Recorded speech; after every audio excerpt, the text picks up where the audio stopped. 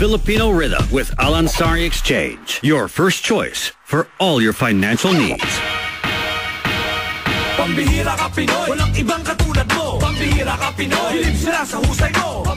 Magandang gabi po sa... Ngayon lang po nag-tune in, kayo po nakikinig sa programang Filipino Excellence in the Middle East. Ito po ang part ng programming ng Filipino Rhythm ng Dubai Eye 103.8. Napakinggan po ninyo or ngayon pala, kung ngayon pala kayo nag-tune in, meron po kaming 3 guests. Lahat po sila ay mga counselors. Dalawa po dito ay Global Community Counselor, si Jomar Salumbides, tapos si Willie Padida. At isa naman dito, acting lady guest, siya po ay UAE-based counselor, si Rita Verdolaga. So may mga babasahin na po kami mga text message ninyo. How stressful po maging counselor? How do you manage not to be affected sa mga counseling na na-receive ninyo? Nasagot na ito ni Rita. Pasagutin natin kay Jomar tapos kay Willie. Jomar, how stressful is it? Sa akin, how stressful it is. Talagang stressful, no? Kasi itong isang kababayan, kaibigan, no, humihingi ng tulong sa iyo, no, sa pamamagitan ng ating pagpayo, pagbigay ng tamang solusyon. So, sa pagbahagi nila ng buhay nila sa iyo, tama, no, sa iyong pagdinig nun, nagiging bahagi sila ng buhay mo. No, magiging, kumbaga sana, mag-a-unload sila, papabuhat sa'yo. Dala-dala mo ngayon yung sitwasyon nila. Tama. At ang, rito, ang stressful, no, or ang dapat natin ingatan dito, ang challenge dito, no, is paano natin sila mapapahayuhan ng tama, no, at paano nila tayo papakinggan at susundin yung ating mga payo sa kanila. No, minsan, no, it is ganito, no, ganitong ka-stressful. Hindi ka patutulugin sa gabi. Kasi iniisip mo na kung anong ipapayo sa kanila, or iisip kung nakapagpayo ka na, kung tama ba? Kung tama o no, dahil sinasalaysay lang nila sa iyo.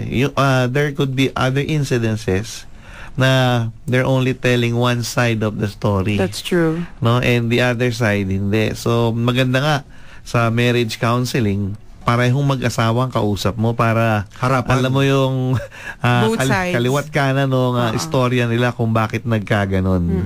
No, so yun ang doon. And how do you deal with it? Paano nyo naman inaalagaan ng sarili nyo na hindi naman kayo masyadong apektado? Katulad ng, syempre may pamilya rin kayo. Hindi nyo ba ito na nauuwi sa ba? Actually, homework? Hindi naman sa it's more of alam mo, malaking kasiyahan din sa amin yung makatulong kami. So at the end of the day, we know na nakatulong kami sa kapwa namin. Okay. No, one way or the other, yung naipayo namin ay para sa ikabubuti ng buhay niya. No, at ng kanilang pamilya. And at the end of the day, papasalamat ka sa may kapal na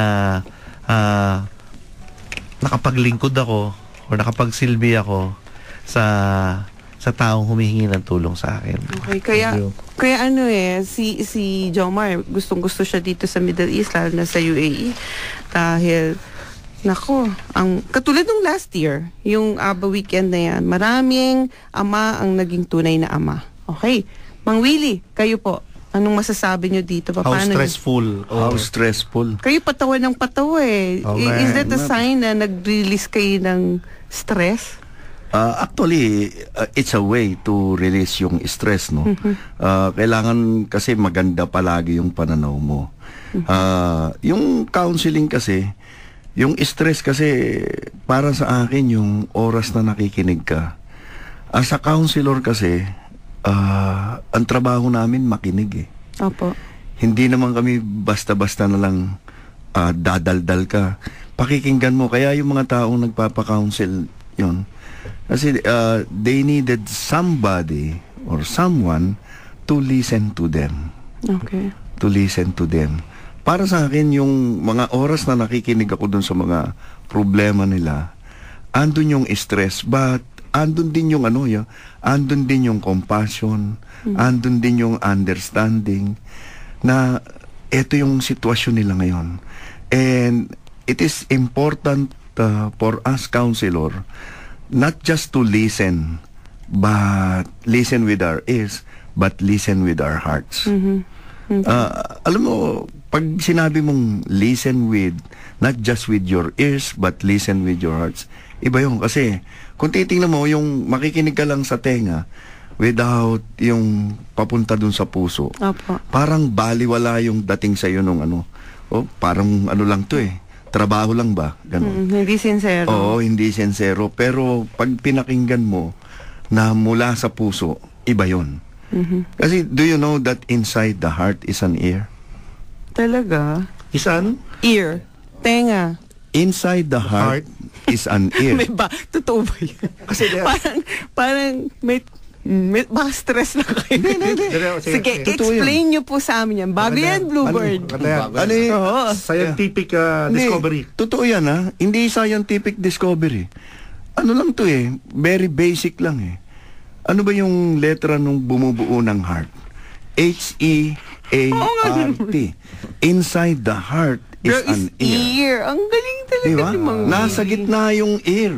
Paano Yung kung puso. kapangpangan?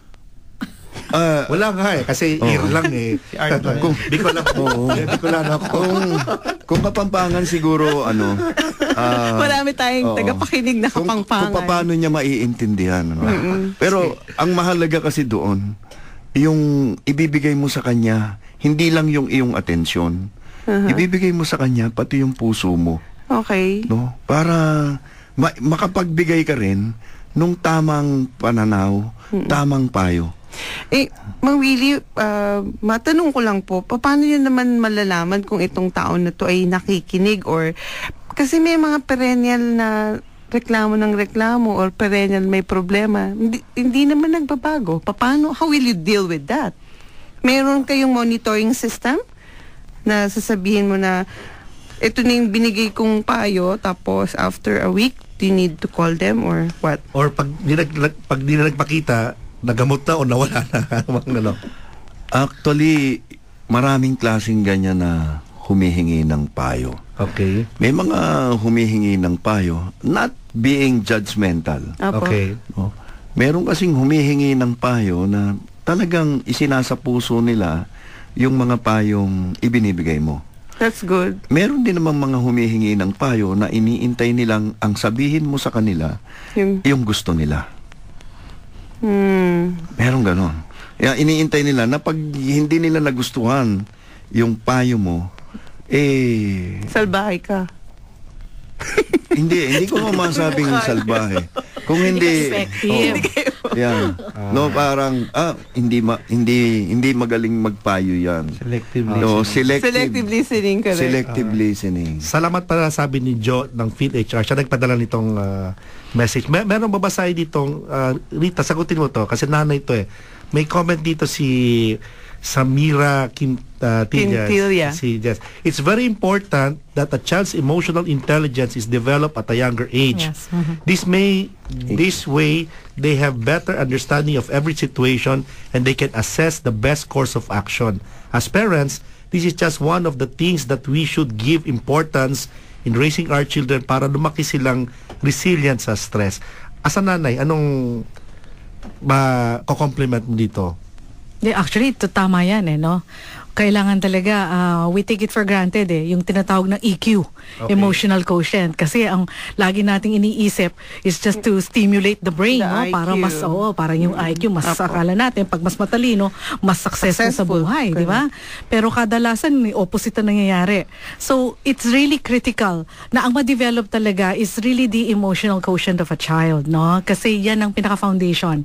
Opo. Yan ang magiging formation ng character ng bata. Paano, Miss Rita, kung at this age, let's say dalaga na or may asawa na, doon nag-manifest na yung EQ niya, hindi na-develop? Kasi EQ, kailan lang naman ito narinig? Actually, totoo yan. Nung panahon, nung mas matatanda sa amin, yung EQ na yan, hindi talaga alam yan. That's true. Yeah, you would always hear IQ lang. So, may pag-asa pa ba sila? Oo naman. Ang sa akin naman, there's always hope no?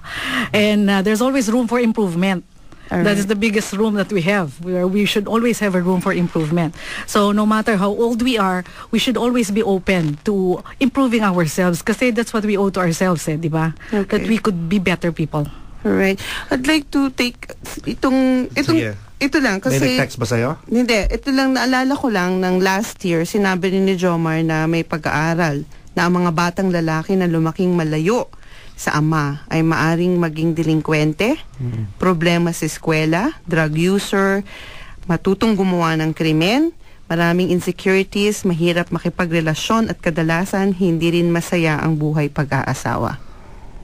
Hanggang ngayon, ganito pa rin ba ang sitwasyon? Yes, so kasi ano yan dapat makita ng anak, no? Matuto yung anak kung ano yung nakikita niya sa kanya mga magulang. For example, kung yung magulang ay laging nag-aaway o laging nagmumurahan, no? Definitely yung anak magiging mapagmura din, no? Kung yung magulang ay sinasabihan natin yung mga anak natin na huwag magsinungaling, tapos sasabihin mo sa telepono sa anak mo na sabihin mo doon sa tumawag, wala ako. Nandoon naman siya. Nandoon naman siya. Oo. Pagsisinungaling na rin yun. Yung mga binanggit natin dyan na pwedeng mangyari sa isang bata, no, maging delinkwente, kriminal, or problem child, no, ayan malaki ang sinasabi ng statistics na kinakailangan kasi nila ang ama. Opo. No? Kasi iba yung pagmamahal at pag-aalaga ng isang ina, no? Iba naman yung pagmamahal at pag-aalaga ng ama. Pag sa ama, matututong magdesisyon ang kabataan, no? Natututo siyang mamili, no, ng gusto niyang gawin, and mas lumalakas ang loob or kumpiyansa niya sa sarili, no? Pag sa ama natuto yung bata. Oo, pero Jomar, paano yan? Kasi si Mang Willie kanina sinasabi, okay, aware na kami. Inisa-isa natin yung problema ng pagkakaroon ng ama na nandito, let's say, OFW. Kasi ito yung issue ngayon pag umuwi naman, makonsensya ka kasi baka lumaki yung anak ko na gito, uwi ng Pilipinas, mas malaki yung problema. How will you deal with this? How will you teach yung mga ama-amahan dito sa UAE or sa Gitang Silangan or kung saan man sila naroon, paano mag-deal at mabawasan man lang yung effect na wala yung ama? Alam mo, swerte tayo ngayon sa panahon ngayon na nandyan yung teknolohiya, no, of text messaging, email, Skype. at saka Skype, no?